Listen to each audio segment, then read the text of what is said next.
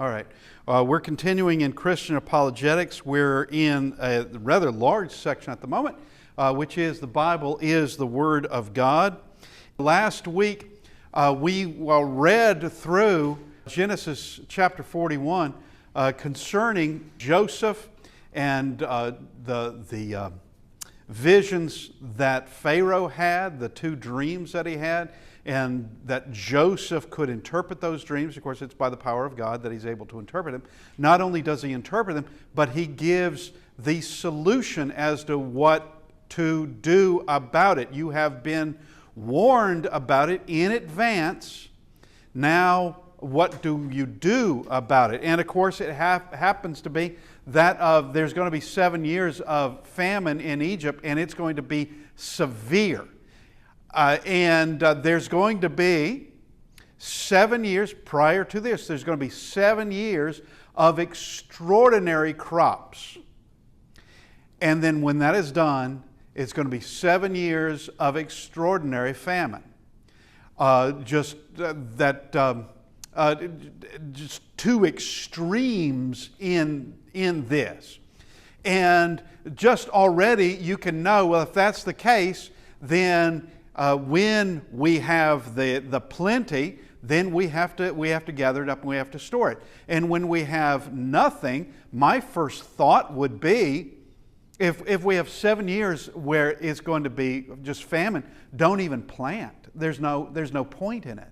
Don't even plant crops if they're not going to grow. And we know from God they're not going to grow, so don't even worry about it.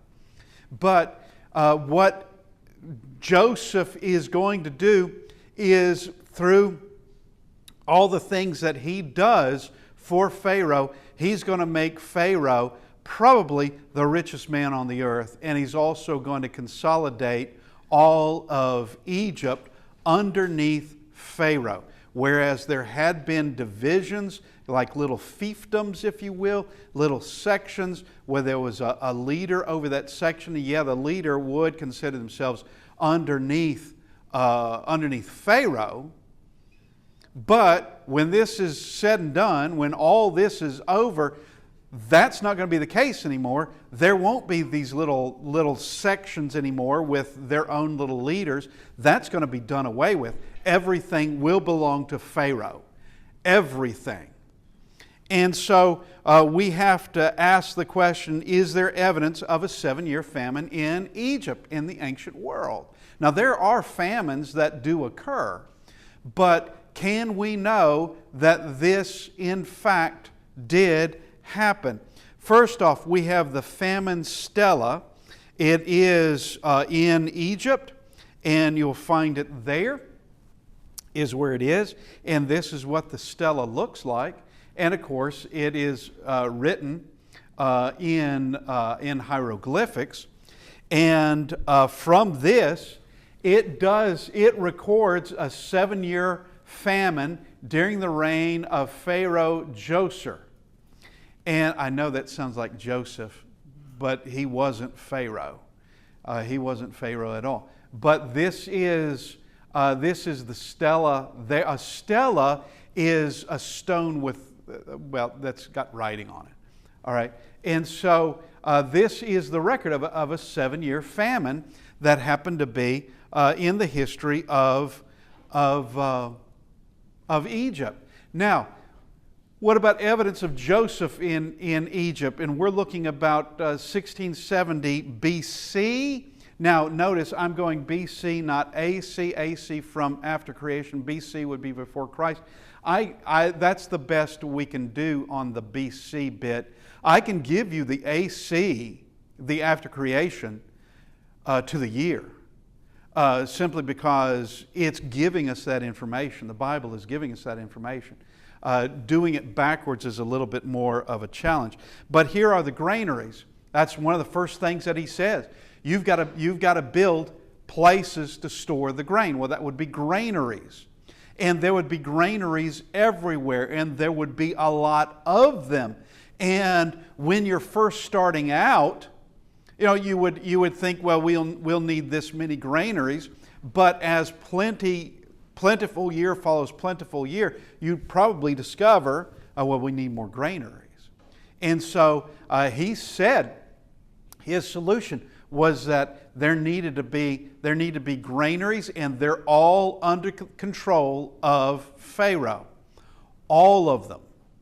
And if you want to get grain, you're going to have to go to Pharaoh. Well, Pharaoh doesn't want you coming to him.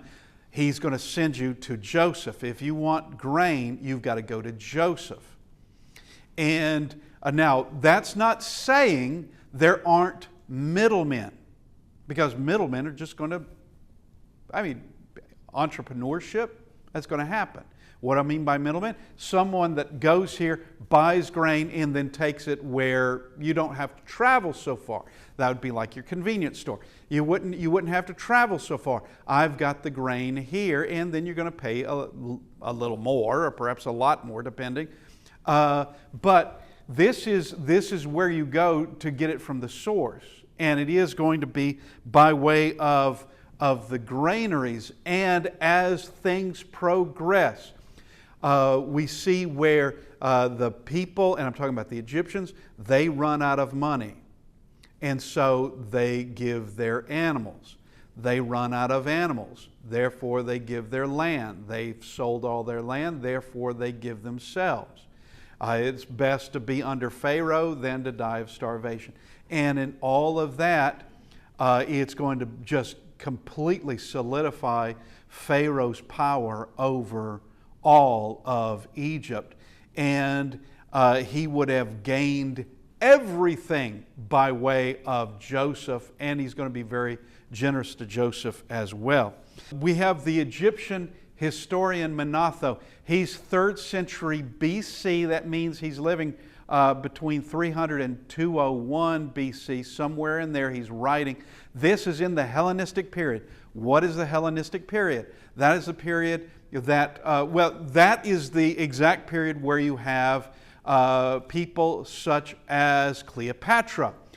It is under Greek rule, and this would have occurred after Alexander had taken Egypt and the world heading toward all the way into India, and that after his death it is divided up among 4 generals, and this would be under the Ptolemies in Egypt.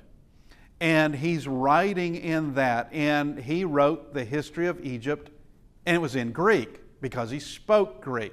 That's because that was during the Hellenistic period, Greek was another language in Egypt, an accepted language.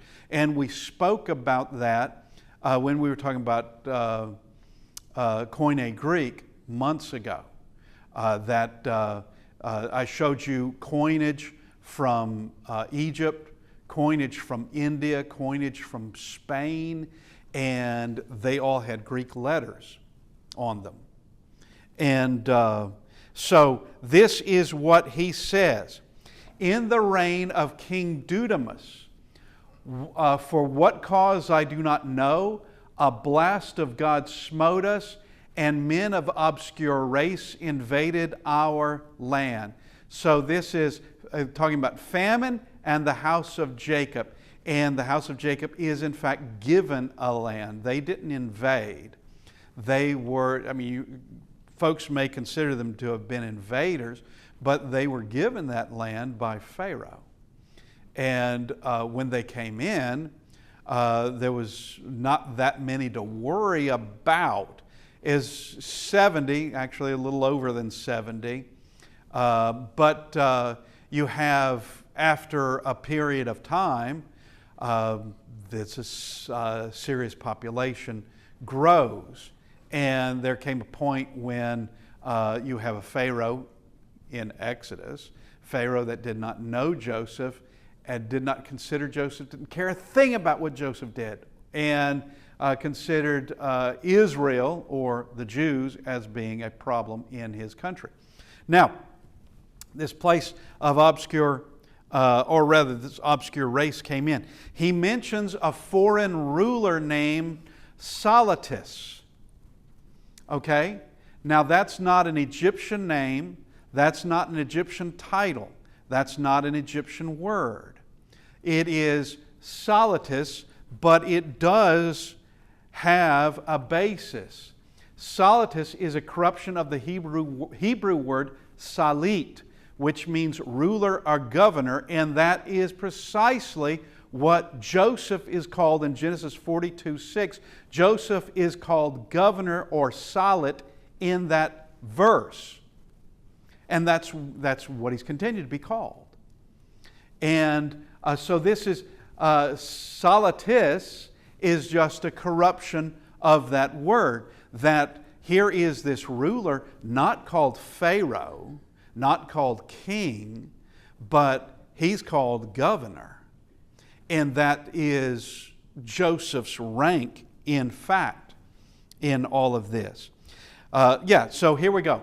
Genesis 42:6. Now Joseph was called governor over the land, and it was he who sold to all the people of the land. And Joseph's brothers came and bowed down before him with their faces to the earth. And that is when Joseph remembers his dreams. That's when he remembers them. And he realizes, this has come to pass. That would just send chills up you. That he recognizes them immediately. And here they are bowing down to him. And they're bowing down to him because they don't have any food. They have no idea who he is. They haven't seen him in over 20 years. And so they don't know this man. They think he's Egyptian. And which means that he would have been well shaven. And he would have been dressed like an Egyptian. And so he is selling to all the people of the land. But notice, and so it would be, all those farms where they were to give a percentage to Pharaoh. Now Pharaoh has the everything that's been reserved, and it would have been a lot. Now it's being sold back to the people who now need it. And here, this is an indicator, Joseph's brothers came, this is an indicator that it wasn't just in Egypt where this occurred. That this spread beyond Egypt. And in fact, we will get there in just a second. Okay. So, Manathos wrote that Salatis measured corn. That's what he did. That's grain. Salatis measured grain. Why would a governor measure grain? I don't see, Pilate is governor, Felix is governor, Festus is governor. We have some names of some proconsuls. They're not governors, they're proconsuls. None of them, it seems, ever took the time to count grain. Pharaohs don't do that, but he does. And Manetho says that's what he did. Now, we come to this. There's archaeological evidence that shows an ancient prolonged drought, and it goes prolonged, it would be about 7 years, that goes from Spain to in the west to India in the east. It is enormous. It's an enormous famine. Now, not everyone would have been able to go to Egypt. They're too far away, or they don't even know there is such a place as Egypt, or they don't know that there is a land where there is plenty of grain. But a few years ago, I was watching a lecture. It's a series of lectures, and it was by a professor of Mesopotamian history. Okay, so it's dealt mostly with Mesopotamia, but you have to talk about neighbors as well, of which Egypt would be a neighbor. Now this particular professor, she never mentioned really the Bible in any kind of positive way, and she wasn't going to mention the Bible when she came to this subject. And the subject was there is both archaeological evidence as well as historical evidence of writings that there was a terrible famine. It was a terrible famine, and that they were going someplace to buy grain. And it was Egypt is where they went. Now, she didn't want to have to say, we'll just say that. She didn't say, that corresponds with Genesis, right? That is what occurs with Joseph and the 7 years of plenty, 7 years of famine. And she doesn't mention that, but she is confirming the very thing she doesn't want to mention. She's confirming that, there was a massive famine going on at that time. And it affected a lot of countries, and those that were close enough and could actually get there were going to Egypt to buy grain. When they heard that Egypt had grain, all right, that's where we're going. And we can see the discussions there with Jacob and his sons of he's saying, go back to Egypt and get grain. And they're saying, we can't go back without Benjamin. We can't do it. The man told us absolutely, if we came without Benjamin, he dealt harshly with us to begin with. Okay? And they told Jacob, if we had taken Benjamin already, we would have already been there and back with grain. But we're having to argue about Benjamin. And finally, he relents and says, okay, all right, send Benjamin. All right, take Benjamin with you. And they were able to get grain. And that would have been the second year of the famine when they were having that discussion. Now, there are records from Syria and Mesopotamia also that record a severe famine and grain trade with Egypt. It was going on during that time. Avaris, you'll see where the red arrow is. Avaris is a place that archaeologists have found different style of houses there. And this is also known to have been a place of foreign people, where a Semitic people used to live at one time. Semitic people, what is that? That would be descendants of Shem. That would be Jewish people. Now, if you recall, Egyptians are children of whom? Ham. Okay, Egyptians are children of Ham. And we see that actually we can go from the Table of Nations, but also later on in writings, later on in Genesis, see that Egypt was the land of Ham. It sounds like a great place to go, but they are the children of Ham. And here was a different people of a different culture, and they were Semitic, meaning they weren't Egyptian. And they had a different style of house there. And there is also found in this place of Avaris a very significant house/complex that is there. Very large place, not like the Egyptians. Not Egyptian architecture at all. A different style of architecture is there. And in a courtyard there, in an area outside the house, there are 12 tombs. Okay, why would there be 12 tombs? Yeah, you have the 12 sons of Jacob. Okay, 12 sons of Jacob were there. One of those tombs is absolutely empty. There is no body there. Why would that be? Joseph's body. He told them, take my body out of here. When you leave, and he knew that they would, when you leave, don't leave my bones here. Now the others, if they said it, we don't know about it. But he told them, you will take my bones out of this place and put them into the land promised.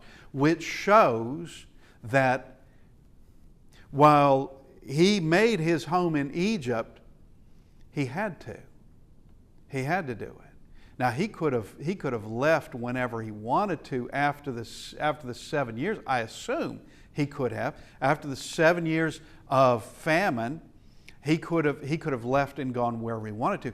Except I think he was there because all of his brothers are there and nieces, nephews, and everything else is there, that he's going to stay there to help them, to protect them. But his heart isn't there. His heart is going to where the land that was promised, which he knew that promise. He knew it. He knew about it.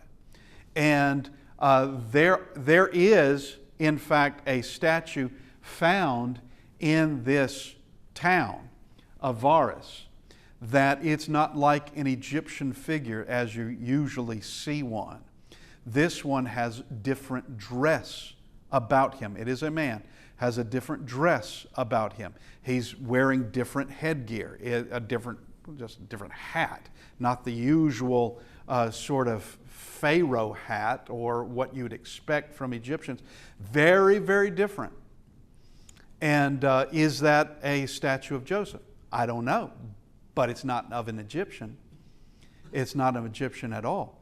And now, let's look at some other things. Let's look at when Joseph went into Egypt, the year, and when did Jacob go into Egypt? When Jacob goes into Egypt, that means that's when all of Israel, 70 plus, and I say plus, it does count 70 as a number there in Genesis, but it does say there were certain ones left out of the count. They went, but they're not the ones being counted. And who were they? Well, the wives of the sons were not counted. Leah is counted. Rachel is not counted because Rachel was dead at that time. All right, she'd been dead for years by that point. And so it's actually, it records 70, but tells us who is left out of there. So it's a little over 70 who go in. All right, so we start at this point at 2,049 years after creation, Isaac is born. Isaac was 60 when his sons were born. So Jacob and Esau were born at 2109. So here is going to be, Jacob is the one that will be going into Egypt. All right, Joseph as a slave, Jacob as a guest of Pharaoh. And now we just look at some other numbers here. And Jacob, this is Genesis 47:28, and Jacob lived in the land of Egypt 17 years. So the length of Jacob's life was 147 years. All right, and he died. He died at that point. So we know Jacob was born at 2109, and we just count 147 years, and that's 2256. Now he lived in the land in Egypt for 17 years, so all we have to do is reduce this number, the year he died, by 17 years, and Israel enters Egypt at 2239 years after BC. After creation. 2,239 years after creation. And that is in the providence of God. And Joseph knew, when I said just a few minutes ago, when his brothers came and bowed down to him, he realized, yes, his dreams, his visions were now being fulfilled. And now he understood the meaning of it. And they would too, once they know who He is. They would know those dreams have come to pass. The very thing one of the many things we hated about him, it has now come to pass. Another thing is that Joseph would realize he has been placed there for a purpose. This wasn't just random events or just bad luck or even just good luck. Fortune had nothing to do with it. It was God working behind the scenes. God can use the wicked that people do for good. That's comforting to know. It doesn't excuse the wickedness, but He can take something that is wicked and He can change it into something good that's going to be beneficial. And Joseph does know that he has a purpose, and he's going to continue that purpose. And I think that would be one reason why he's going to remain in Egypt. Well, even after the famine is over, and they could have left, but they're not. God wants them to remain there. Now, just very quickly, here are some of our years in all this. Abram is born 191 years after Babel, 293 years after the flood, 465 years after, it's 465 years from Abram to Moses, and when Jacob is born is 583 years from the flood to Egypt, I should say, not from his birth, but till they actually go into Egypt from the flood. And now, concerning Joseph, we see where he's 17 years old and he's sold into slavery. Joseph is there. Joseph is 30 years old when he's given authority. And if we count the 7 years of plenty plus the 2 years of famine, that would put him at 39 years old when he sees his father again. When he sees his brother, not when he sees his father again, when he sees his father again. And that means that Joseph had not been seen by his father for 22 years. And for 22 years, Jacob thought Joseph was dead. And Joseph enters in at 21:16, and 22 years later, Jacob enters into Egypt. And now we have this Psalm 105, verse 17 to 22. He sent a man before them, Joseph, who was sold as a slave. They hurt his feet with fetters, and he was laid in irons. What are fetters? What is a fetter? Okay, it is what chains you to the wall. It's what it does. A fetter is a clamp. Of course, this is Hebrew poetry, which is in parallel ideas. Fetters and irons, to be laid in irons. What does that mean? That means they've clamped you down in irons. You've been clapped in irons, as the old English would say. Means you're a prisoner, but they have put chains on you, chaining you to the wall or the floor somewhere. And that would be most uncomfortable, to have irons around your ankles or irons around your wrists. And that's precisely what the Romans did with the apostles. They did the same thing. And so when he was in prison, at least for a period of time, it was kind of rough. Now, when the prison guards began to entrust him, things might have loosened on him. I really can't tell. Until the time that his word came to pass, the word of the Lord tested him. Joseph was being tested. He was being tested. What's the saying? When in Rome, do as the Romans do. Well, in this case, it would be, when in Potiphar's house, do as Potiphar's house does. No, you better not, because his wife is wicked. And he refuses to do that. He refuses to go against God's will. That's number one. He refuses to do this against Potiphar himself. That's two. He's not going to do it. And he is being tested. And just with Potiphar's wife, that was just one thing that occurred in his life. There would have been many other things of where he could have, spent the rest of his life resenting what his brothers did and dreaming about revenge. But when it came, and I can't answer that, but when it came to his brothers coming to him, revenge was not on his mind. Now, he was concerned for his brother and his father. He was concerned for them, because if they sold him into slavery, what did they do to Benjamin? Well, he wouldn't know. Did they treat him well, or did they do something to him? They were wanting to kill him. If it hadn't been for Reuben, they would have. But his concern is, in fact, for Benjamin. But the king sent and released him. The ruler of the people let him go free. The king sent that's a repeat. He made him lord of his house and ruler over all his possessions. And there's only one person higher in Egypt than Joseph, and that was Pharaoh.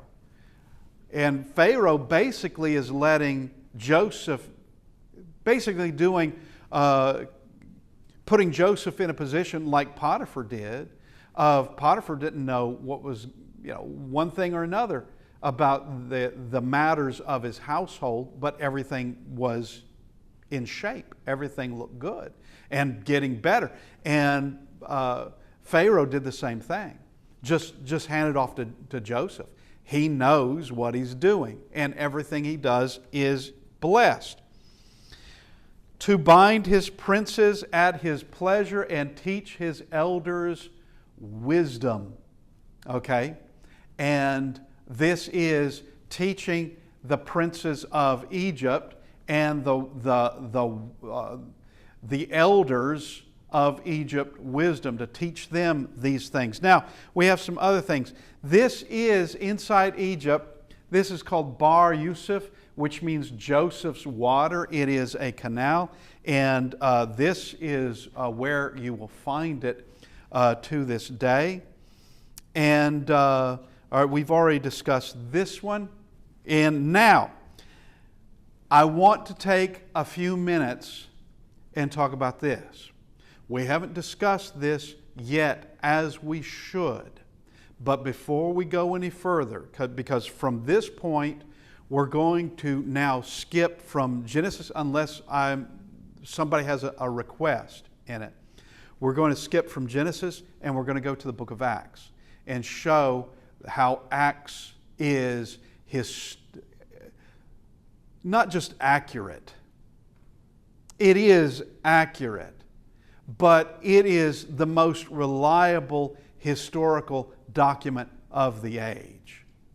It is, and if you were to fake the book of Acts, we'll discuss this in time. If you were to fake something like the book of Acts, you would get so many things wrong, because there are things that disappeared in time, records that disappeared in time. But somehow the book of Acts knows it, and then these things are found again centuries later, like the 20th century, the 19th century. These things are discovered to find that, oh yeah, well, the book of Acts actually talked about him, or the book of Acts actually mentioned this place. Now, let's talk about this, that the Bible is unique. There is absolutely nothing like it. There is no book like it. There's nothing on earth like it.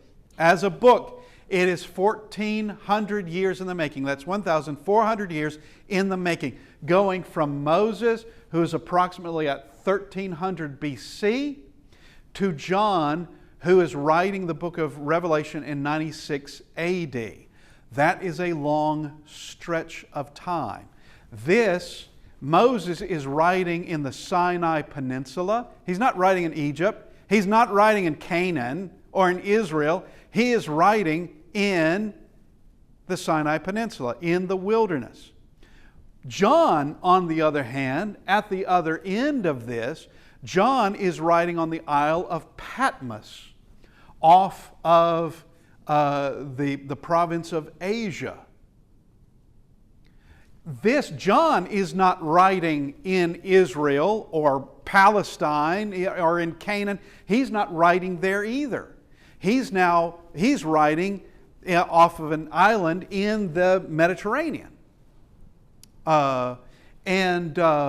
So through all this, 1,400 years in the making, and it's never been changed, never been corrected, never been edited, and kept from enemies. What do I mean by that? Kept from enemies. That it has been preserved throughout this time. And it has been translated into many, many languages today. There have been many enemies that even to this day, would want to destroy this book and to be rid of it. Even to this day. Very, very powerful enemies today. And it can't be done. The Romans would have done it if they could have done it.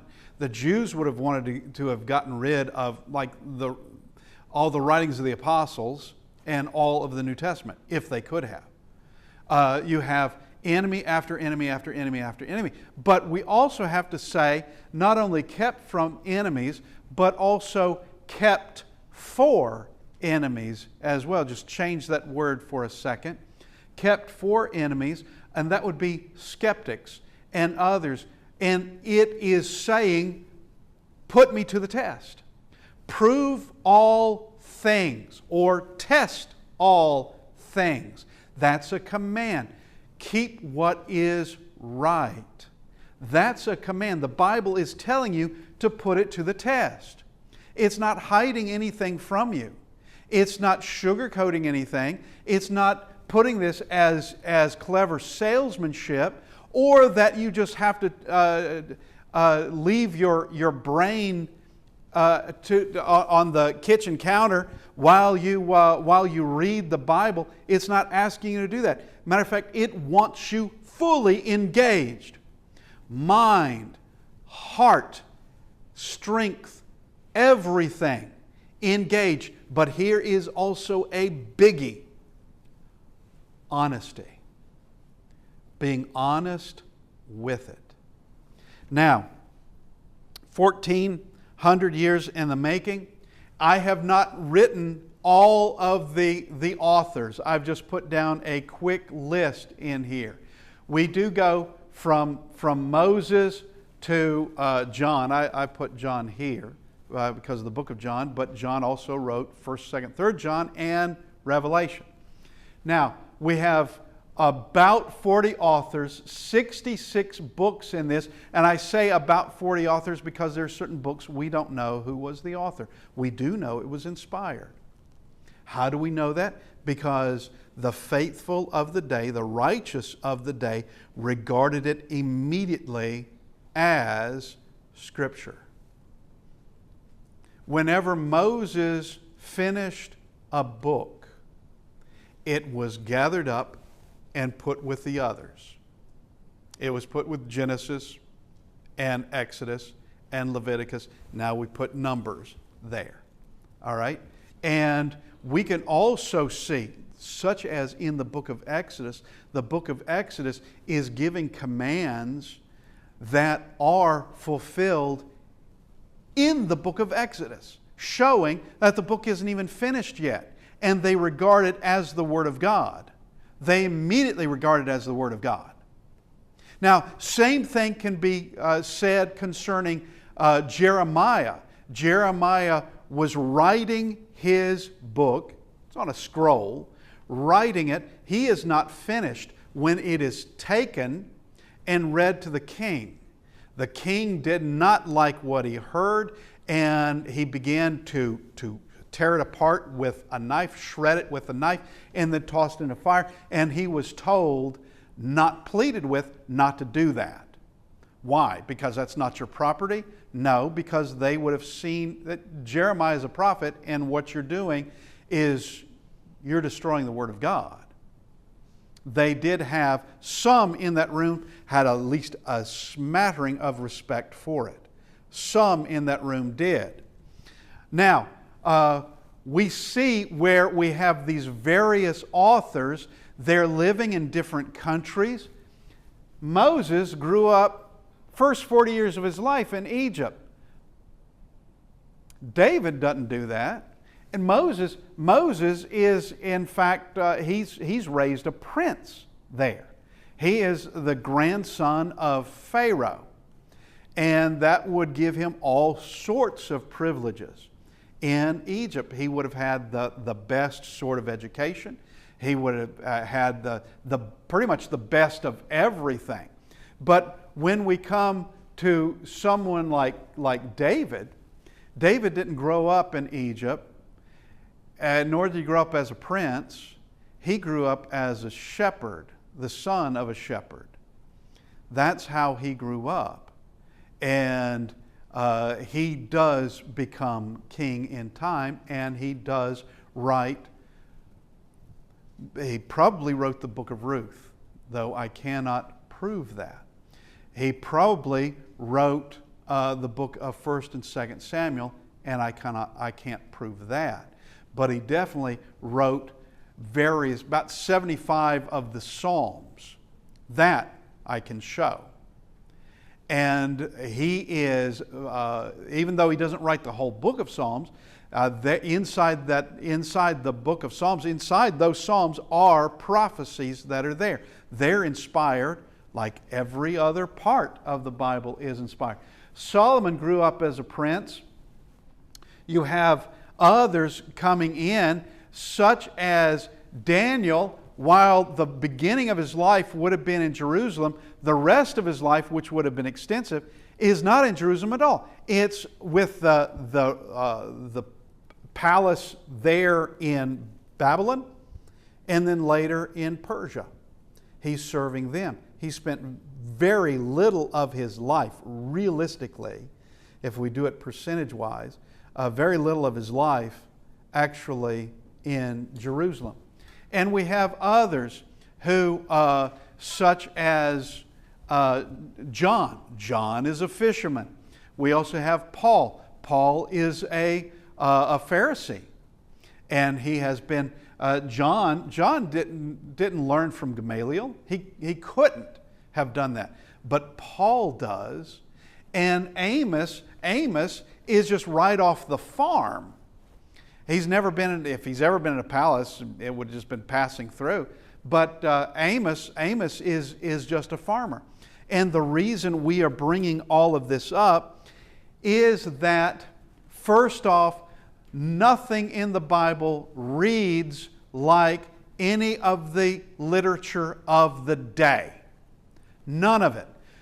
The works of Moses do not sound like what was being written in Egypt. And I don't mean just a different language.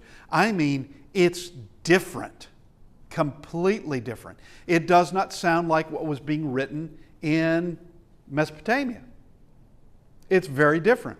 It reads different. And there's more to be said about this later, and we have run out of time. But we will continue on this because I want to impress upon you as best as I can that this is not from man.